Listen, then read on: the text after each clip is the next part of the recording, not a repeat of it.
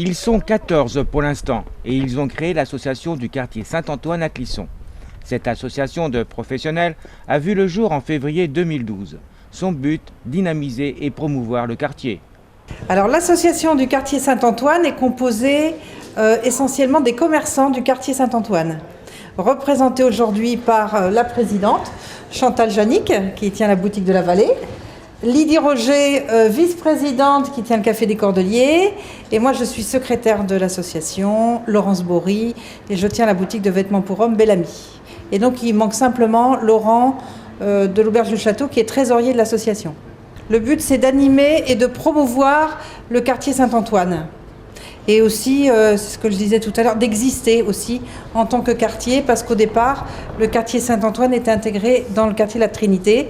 Même sur les plans qu'on voit un petit peu partout, on ne voit jamais marqué le quartier Saint-Antoine. Maintenant, le quartier Saint-Antoine existe. Et quelle sera la spécificité un petit peu de cette association ?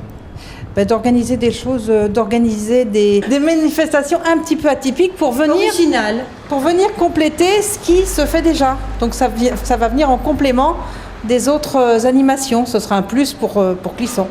Alors justement, en parlant d'animation, il y en a une bientôt qui est prévue.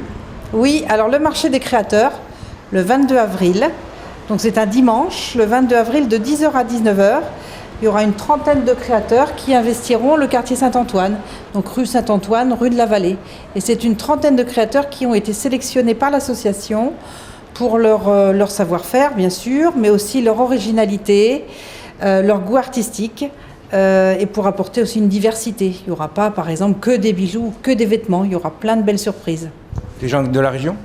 Des gens essentiellement de la région, oui. On peut dire dans un rayon de 50 km. Oui, Pays de Loire. Oui, maximum. Alors, il y aura des animations. Il va y avoir du théâtre de rue, en particulier, oui, du théâtre de rue avec des scénettes qui vont durer à peu près 7 minutes. Entre chaque scène, il y aura des défilés de mode de créateurs, un créateur qui travaille pour fournir des pièces qui sont vendues à des théâtres, au théâtre du Châtelet à Paris en particulier. Donc ça va être vraiment des costumes grandioses, de belle qualité, originaux aussi.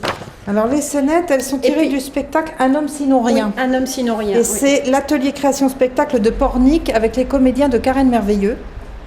Et Alliage de Paris avec Yoann Mouchonnet, costumier de théâtre, et View Nguyen, sculpteur de métal sur femme.